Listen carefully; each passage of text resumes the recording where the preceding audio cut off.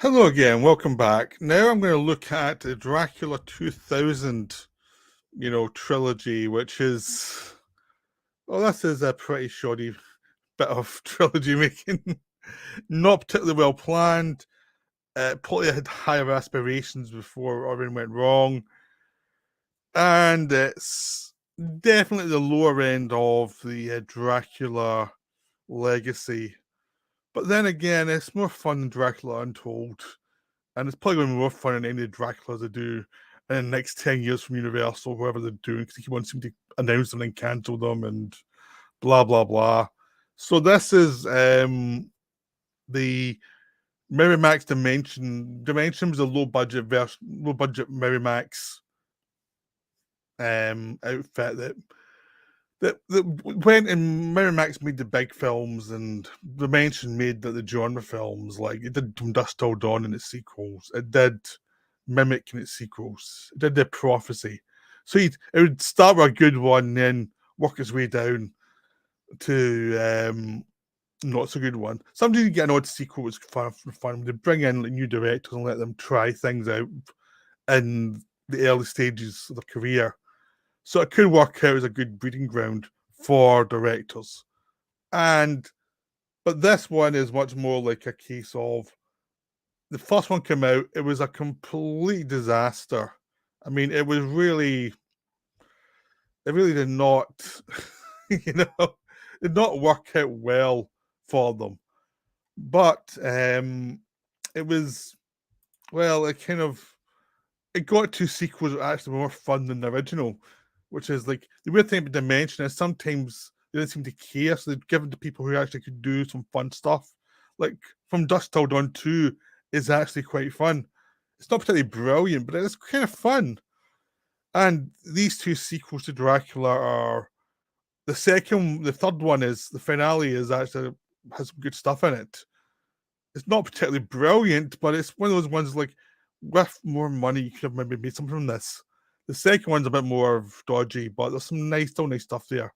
But the first one that has a budget, which was like 50 million at the time, which was a lot of money, and you can see he spent the film, but they did go to like Eastern Europe to try and make the money count and try and see this is actually sort of New Orleans, which it obviously wasn't. And you do have a feeling that they've skimped in the casting. So they've got a few actors who are known, but mostly not. Gerard Butler, before he was famous, a big action star, as Dracula. And he doesn't get much to do. I mean, he just has to look and glower and, and here you go. That's his signature look. He doesn't really do much. And it's not really his fault. I mean, he doesn't have that much to do. They treat him like they treated Christopher Lee in the later Dracula films with Hammer. He's there, he glowers, he does a bit of sexiness, and then he dies.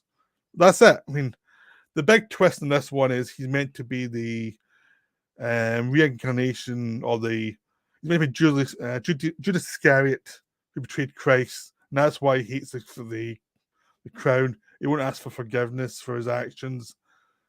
He hates silver because it was still 30 silver pieces for the betrayal. And there's lots of stuff that's there that could be interesting, but it's not really focused on. And they also try, instead of like making an updated Dracula, it's kind of a remake of Dracula.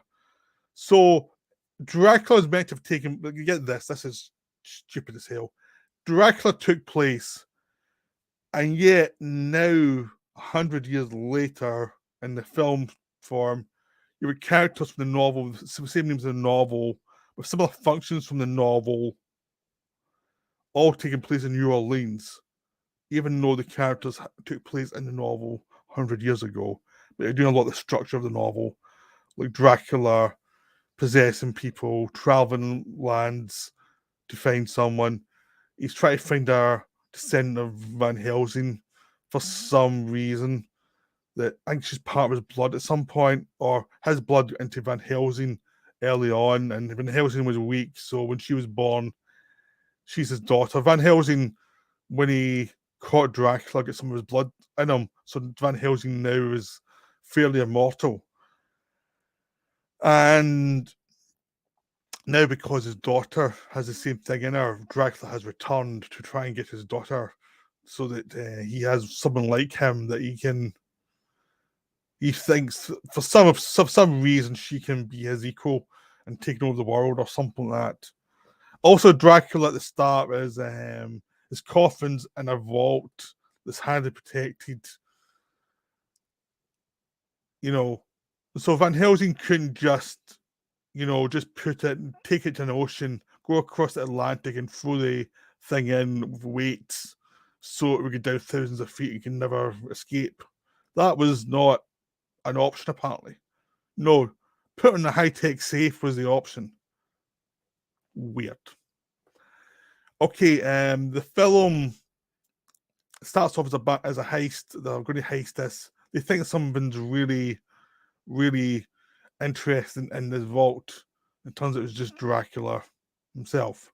So the first bit is you get all these like characters are introduced who are the people going to do the break-in. They do the break-in. They realize it's just a body, but they take the corpse anyway because they think there must be something here that's important.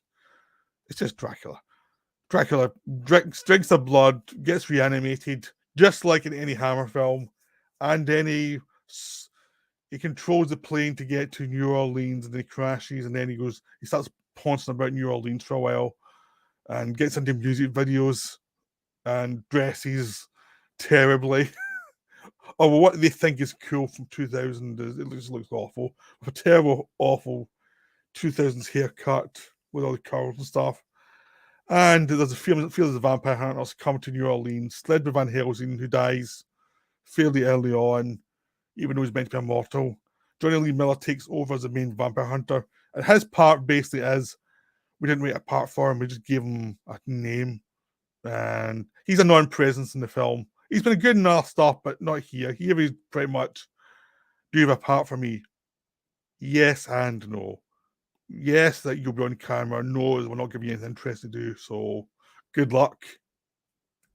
This is a lifeless film. I mean, it feels ghost directed in the sense of someone put the camera in places, but it was dead in arrival for any intent. It just like you just try to shoot stuff and hope some of it works.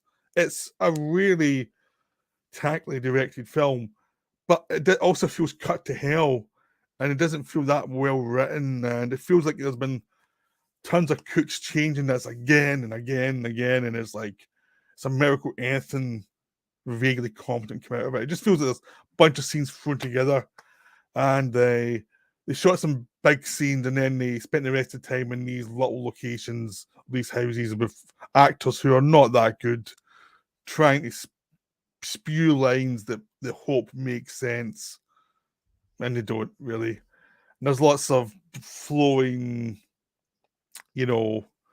shafts of wind and like red curtains and things. They pulled a lot of Cronenberg's crew here because they must have been shooting some of it in Canada or pre-production Canada. There's a lot of Cronenberg crew in here, like his sister was a production designer, his production designers are doing this, and obviously they were taking the money. It's a money job film. It's just one of those things. There's some signs of sanity in the background, but it's a terrible script. It's really bad. It's a film to watch to see how we can waste a lot of money in something that's not been planned out.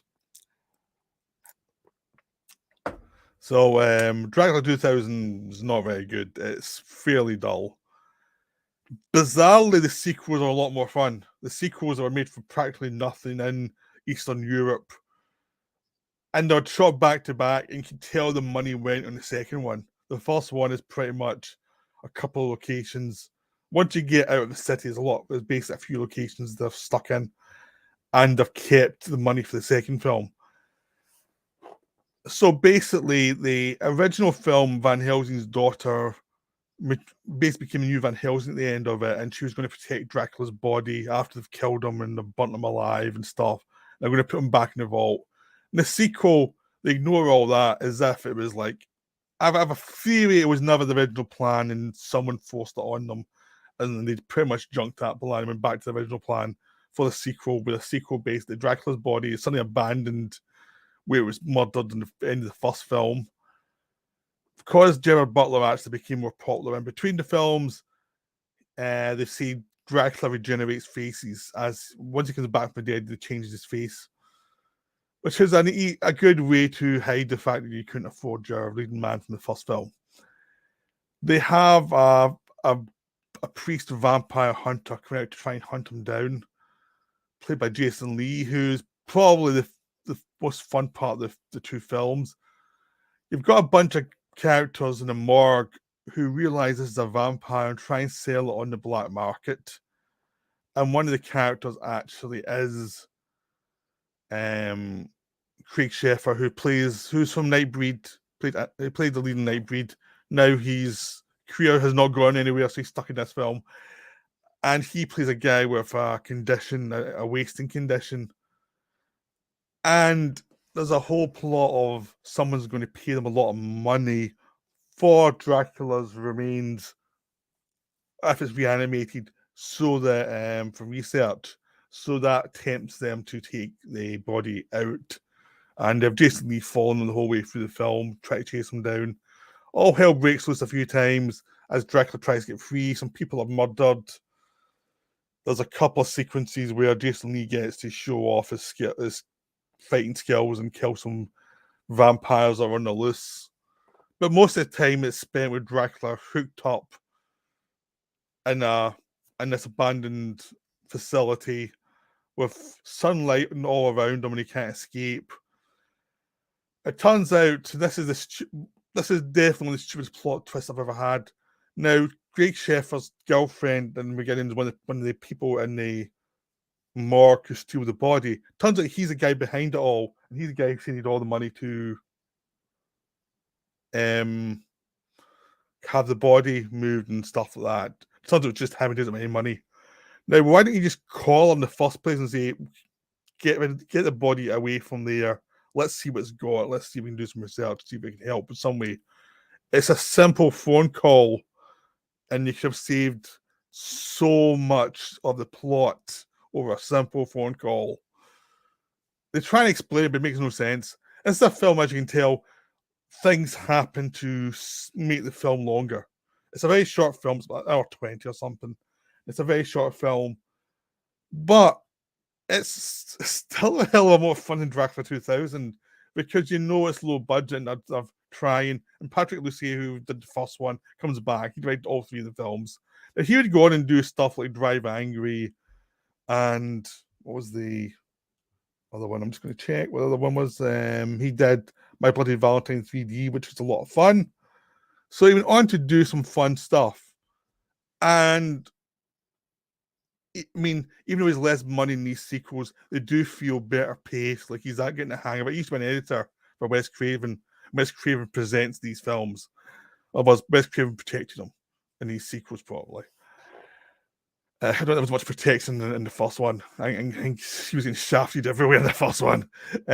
So in the sequels, he has less money, but he probably get a lot more freedom. So he has a few characters in there he likes, like Jason London, who was in Dazed and Confused, is the character who's a crush on the girlfriend of Craig Sheffer, and he's the guy who develops a conscience as they go through it and realizes this is a bad idea, this is a really bad idea, and he starts reading up on the vampires, and he's the character who has most life in the films, and he kind of keeps the plot going a lot in these films.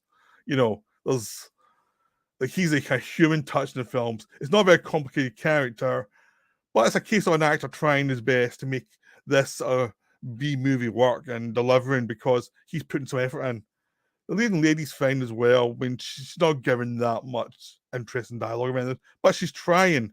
That's the thing. The actors are trying with this low budget to try and make this at least be enjoyable, even though the plot doesn't make any sense. And the director's trying, and everyone's doing their best to make it fun. And the film is moderately fun for a B movie that basically has no money.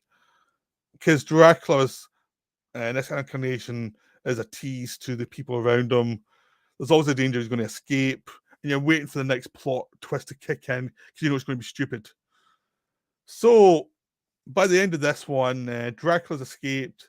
The girl who was the leading lady's been turned into a vampire, and Jason London is now partnered up with Jason Lee to hunt vampires. So the third one takes place a couple of years later, and Romania is now a vampire zone, and everyone's shut out of it. And basically, Dracula's went back to his castle, and he dominates from his castle. And basically, Jason Lee, or Jason, did I come and call him Jason Lee? Jason Scott Lee. That's. I think I've been calling him Jason Lee for the last 5 minutes. Well, it's Jason Scott Lee, right? Different actor. They are at this point are freelance, and Jason Scott Lee in the second film was been financed by Roy Scheider, who was the Pope or one of the top guys in the Vatican. Now he's gone rogue and he's been infected by vampirism. He's fighting back against the infection all the time. Take a guess how that's going to end. And they go into Romania to try and take out Dracula and travel through Romania and all the kind of vampire spots and kill them and just get through to the end to try and get Dracula. Now, Dracula this time is played by Rutger Hauer.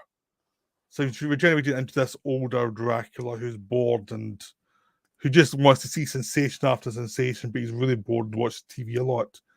And the film is very Heart of Darkness. They travel along the road to get to Dracula, and they're traveling through towns where you get these mad circus vampire performers who are killing everybody. You've got these people who attack the locals and take them to the vampires for money. So they're the mercenaries. You've got like resistance against the vampires. You've got the UN who have been telling the world that this is just a civil war rather than an infestation of vampires. You've all these war-torn ideas, but it's a lot more fun than we've had before in the series. It is more enjoyable that you do have a BBC reporter who hooks up with these characters as they go through the landscape, as they try and go towards Dracula. Her helicopter crashes, and she has a cameraman who was one of the stunt coordinators, and he is one of the worst actors you've ever seen in a film. He's absolutely awful. He's just awful. It's painful to watch him. You're just hoping he dies quickly. But throughout this one, it's actually enjoyable. They put imagination into this one. There's things going on. You see characters early on and see them later on. You get an atmosphere of dread. Oh, this is going bad.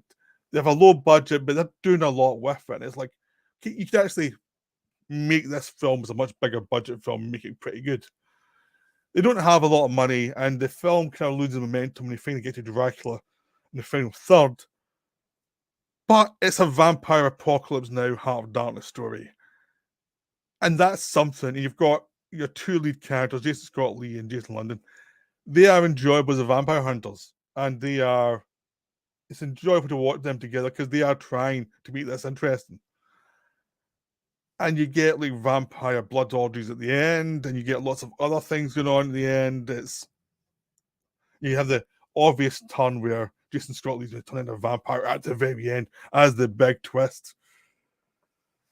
It's silly, but it's a really fun B movie. It's like it kind of redeems the series. This one is like, this third film is way more interesting than it deserved to be, and way more interesting than you'd expect it to be after the utter boredom of the first one and the kind of low budget, micro budget shenanigans of the second one.